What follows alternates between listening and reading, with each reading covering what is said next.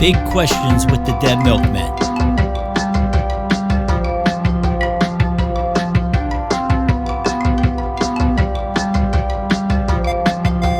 This week's big question was in between a question and a challenge, I guess. It was to come up with give us your best dystopian, futuristic kind of sci-fi like idea. And I got to be honest, I just started reading a biography on Philip K. Dick, so who is a fascinating person. So that kind of what sparked the idea, because he has hundreds and hundreds of stories, and they're all pretty amazing and weird. So I guess I'll start with my idea that I didn't really get to flesh out too much, but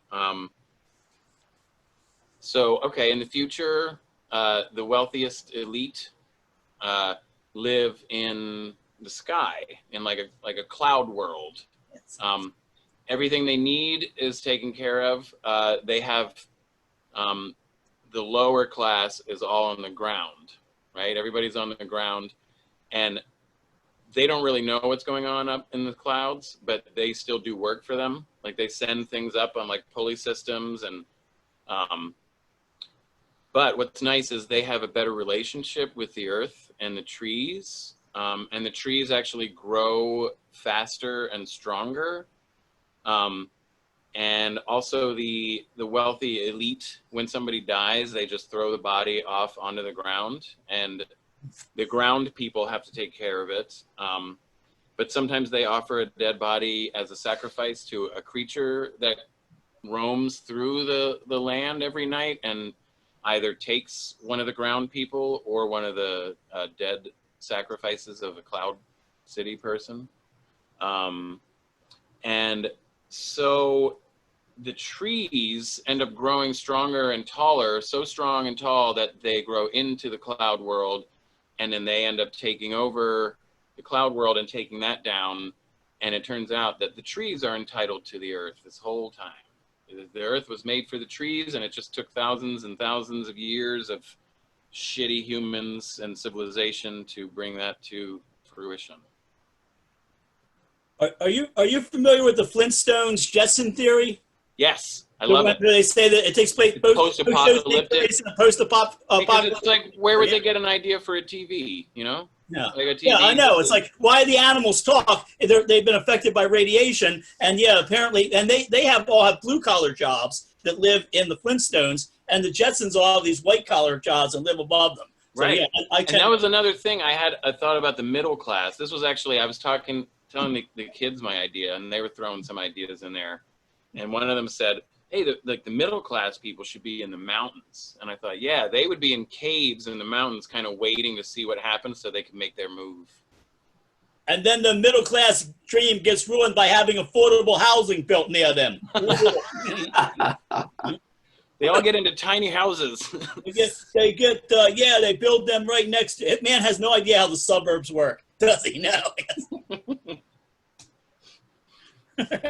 All right, so that's my weird. That's a good one. I like it. Thank you. I would like it more if the maples screamed oppression and the oaks ignored the pleas. I'm in a mood tonight. All right. So yeah, Dan, I found your thesis quite interesting. I wasn't quite sure if I approached it correctly, but now that you talked about yours, I think I have. So yeah, I mean, other than the current dystopia that we currently live in, I mean, so the one that I thought of, and I have to look at my notes here. So I'm calling it the dystopian multiverse. And what I imagined was that there's a situation where each night when you go to bed, when you go to sleep, you always have a dream in which bad things happen. And upon waking, the dream is true. Each night, a different dystopia, each day, the real manifestation of the dream. And so you live in dread constantly because you're going about your day experiencing the dystopian dream that you had the night before. And you finally are exhausted and you go to sleep and you have some sort of other terrible dystopian nightmare dream. And you wake up and you have to experience that one the next day. Whoa. It happens over and over again. There's a film with Rufus Sewell, with the one with Mr. Glove and Mr. Hand, where they fold everything. It's got Keith Sutherland in it. Oh, why am I blank? It's a great science fiction film. You'll And they have to do link. something You'll like have to that provide every a night link to to it. study people. What? Oh, is it Dark City? Dark City. Thank you, Yeah, sir. yeah. Yes. So Okay. anyway, that's my dystopian. that is Hey, really you would like dystopian Dark City. multiverse. You would really. The art direction on that is incredible. And I think Jennifer Connelly's in it. Dark City. I think so. It's not so dark. I like that, Dean. That's a good one. I like that. Yeah. That is because it's the scariest when in sleep is scary. You know, it's whole Nightmare on Elm Street thing. I've woken up from dreams that were absolutely horrible, and I'm half awake in bed, and I was like, it takes me a second to realize that, oh, thank God, that's only a dream. It's not really happening. But what if it was really happening? There's the opposite too, where you wake up and you're like, oh, where's that thing that was so awesome in my job? Yeah. You ever see the movie Top Secret where they're beating the guy and he passes out, and when he passes out, he dreams he's in high school and there's a test and he comes through and they're beating him. He's like, oh, it's just a dream. Oh, okay. Yeah. I'm such a cheerleader. So far we've covered Dark City and Top Secret, two very good films.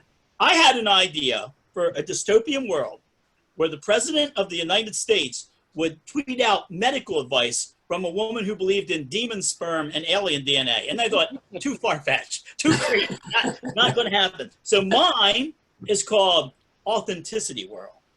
And my idea is, what if the hipsters had totally taken over and the hipster sort of anti-technology thing, only authentic technology, had gone to its sort of like nth degree logical conclusion. Like first, they would start where you don't take photos on your phone.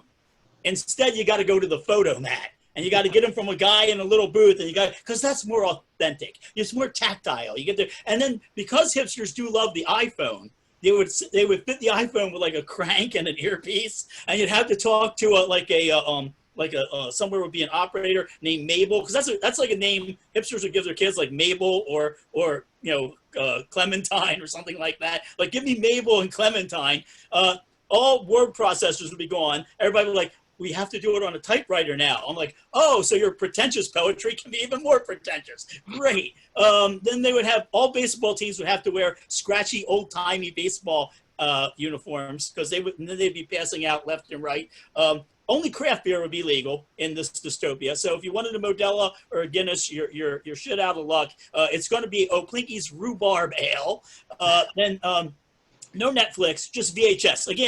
Again, it's a more authentic experience, putting the tape in the thing and getting it from some stoner dude at the like Blockbuster or whatever. The only instruments allowed would be authentic instruments. And here we're talking about spoons, the banjolin, and the microcorg.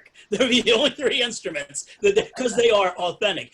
Everything would be handmade, so there'd be no consistency. So like when you bought something, like one sleeve would be down here and the other would be up here, from like Etsy stores, the only place you could get them. Like, oh yeah, that was made by Clementine and Mabel, and you'll learn to live with it. Only I think the last three Nick Cave albums would be legal. The other thing was Model Ts. That would be the car you'd have. You either have a penny farthing or a Model T, and the Model T would run on leaded gasoline because, again, that's the most authentic gasoline. You want a real authentic gasoline experience, breathe in some lead. And then finally, all films would be redubbed into mumblecore. So if you went to see Jaws, like, we're going to need a bigger boat. And that is my dystopian world, Authenticity World. Good one. Sounds like a funny place. Well, mine is taking place in the year 2065. It's a movie. You'll see in the movie there'll be Proud Boy statues in the town squares. So those people will be the heroes. That gives you an idea what it's like. The Trump dynasty will be in power. You sort of learn some of the history through, bits and pieces in the movie. A virus will have wiped out all pets, all dogs and cats. And software company, maybe Microsoft or something, gets together with the pet industry and they create these smart pets.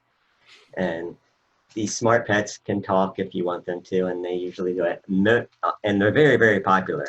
They're kind of like they're kind of like Alexa, but they're robots that are really cool. They're so cool that they're wildly popular in the United States. And United States and China and Russia have annexed together into one country, more or less. The United States is a subsidiary and has a quasi-democracy.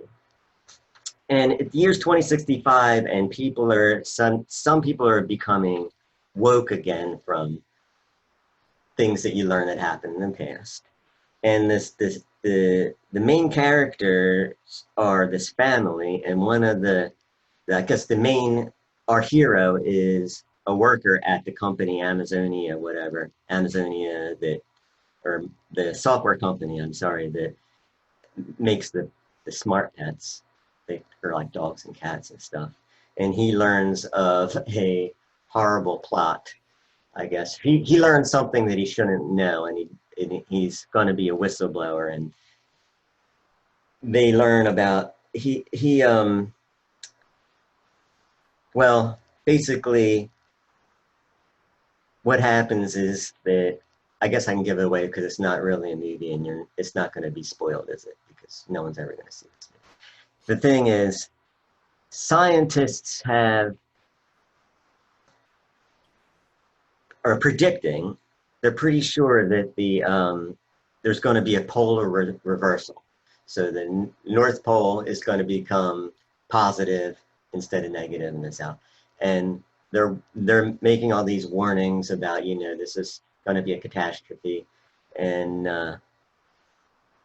it turns out that they are right. But the thing is, what people don't know, I'm leaving out a good part of it, so I shouldn't tell you that yet.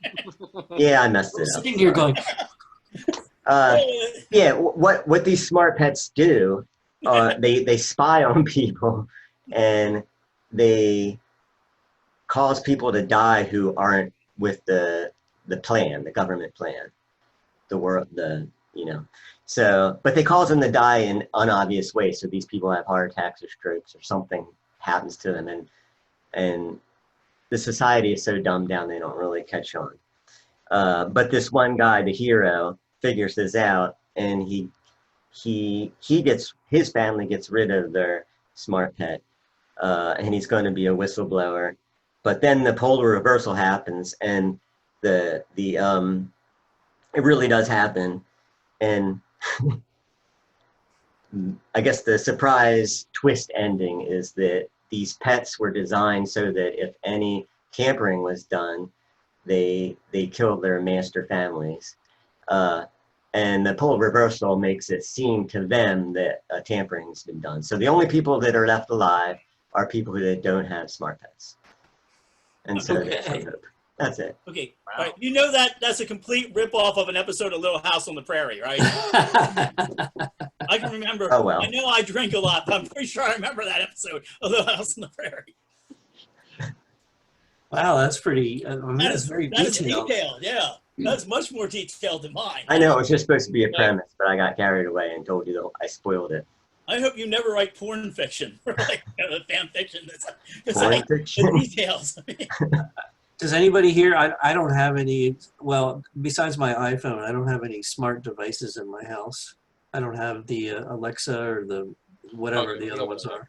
It's never plugged in though, because one time it started answering things, and when we weren't asking, and I was like, nope. I turned off Siri and I turned off Cortana or whatever that Windows thing. You turn everybody off. You've really got to. Yeah, really work. I just don't like it. I have my own stuff, so if I say do this and do that, I'm not talking about it. No. So would the pets have like fur and stuff? Oh, they would be great. Yeah, they'd have fur. They'd be like real. They look like dogs or cats. And I was expecting like the thing in Metal. Ever seen Metalhead from Black Mirror? It's my favorite Black Mirror. Where they have I've never like seen mechanical dogs. Oh, really? No. What season is that? Oh, I think it was from the last season of Black Mirror, not the one, not that like one off where they have Miley Cyrus, but Metalhead is people didn't like it. And it's probably my favorite. Oh. It's really downbeat and really creepy. It's one of my favorite episodes of Black Mirror. So far, the only one I've seen was the Miley Cyrus one. Yeah. Recommendations? Recommendations, Dan? Oh yeah. So yeah, I would recommend this Philip K. Dick biography I'm reading. It's called Divine Invasions. I'm trying to remember the author's name. Did it come out recently or? No. That's No, the it's goal. older. I think it was 89 or 90, so not long after he died, I think. Yeah, is that the one where it talks about the girl with the gold fish pin, right? It's got, on the cover, it's got a picture of Philip K. Dick, like relatively young, like petting his cat. Yeah. Because apparently a girl in a gold fish pin knocked on the door and then everything became... Oh, I haven't gotten to that yet. I had heard about that before. Everything. He refers to it as like 2374 because it was like the dates where these invasions happened. And I have not gotten to that yet. I mean, the author, I've heard about it before, and the author has talked about it a little bit so far, but yeah, it sounds pretty insane. Like it was like a nurse or something, and she had the gold thing, and yeah.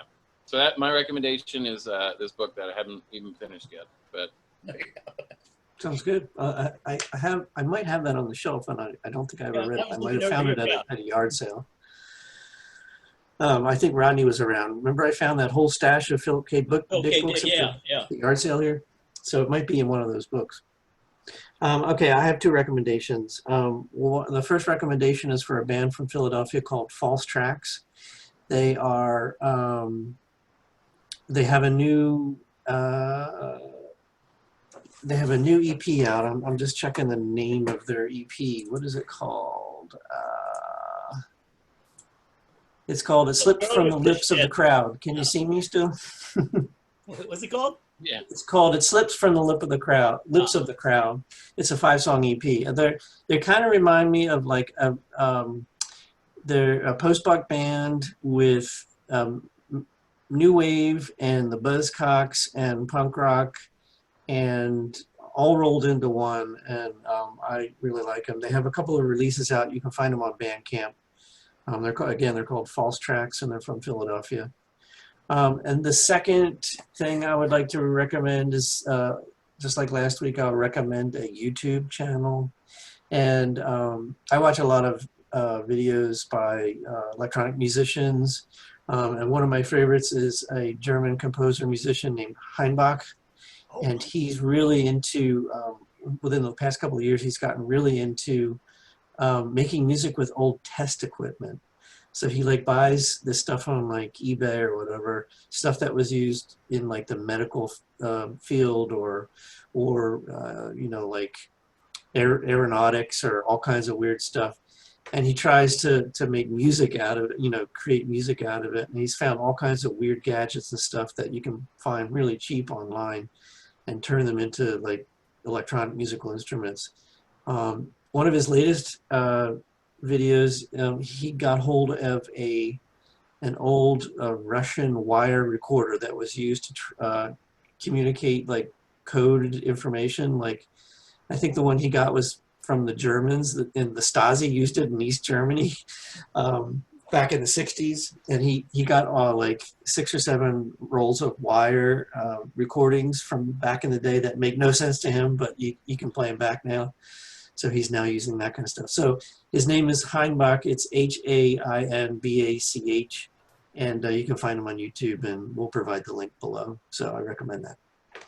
Dean, did you ever see, well, it used to be Look Mom, No Computer, but now it's a Museum of Everything. Sam, the crazy English guy that builds the weird synths, he built like the Furby synth. But there was an episode of where Hainbach it was like the Avengers mashup. Hainbach was on Bo Beats and, all right, so my recommendation, Dan ran away, and I don't blame him. My recommendation is the band The Vanishing, who've been around for like 20 years. I was doing one of my radio shows, and it was all a sort of like cold wave minimalist one, and I had one of their songs on there called Lovesick. You might know them from Lovesick. You might know them from the song Idle Eyes. If you think you know them from the song All the Boys in Town, you're thinking of the Divinals. You need to get help. I like the Divinyls, but they're really good, really solid band, and great album titles. They had an album called Songs for Psychotic Children. They're just a solid, steady, great band. So I just thought of them, and I thought, oh, let's give them some props. And the other thing I want to recommend is a podcast, but you can get it on YouTube, and it's called Your Favorite Band Sucks. And it is fantastic. Basically, two guys get a list of artists or bands, and they just talk about how bad they are. I heavily recommend and sometimes they have to split it into 2 episodes. Like Beck got 2 episodes. Destiny's Child got 2 episodes. That felt really good for me. I went to, like a year or 2 ago, I went to get coffee, and the baristas were like arguing over like which phase of Beyonce was better. I'm like, it's music for kids, you morons. I'm like, here's $5. Go download some Ash Code. You're an adult. So it's wonderfully angry, and some of it's tongue-in-cheek. They've had some of my favorite bands on there and ripped into them. I think the next person whose head is on the block are Aerosmith. So I heavily recommend Your Favorite Band Sucks. I would like to recommend a documentary called United States of Conspiracy. And it's part of the Frontline series. And at least for me, it helped explain how so many people in our country believe the lies of the crazy conspiracists out there. Like, for example, that COVID-19 is a hoax, or COVID-19 was created by China to ruin the Trump presidency or whatever. And it's only an hour, it's less than an hour long. It doesn't take that long to watch. Unfortunately, I think that people that probably should be persuaded by the documentary are going to probably say that the documentary itself is part of some other kind of conspiracy. So there you go. But that's my recommendation. Yes. And repeat this. Is that your only recommendation? Yeah, should I have had another? Do you want me to have another? I'll tell you a secret. COVID-19 was created by our cats to keep us home. Okay. Yeah. Interesting. Who's that book? So they want us to stay home. Line. Thank you.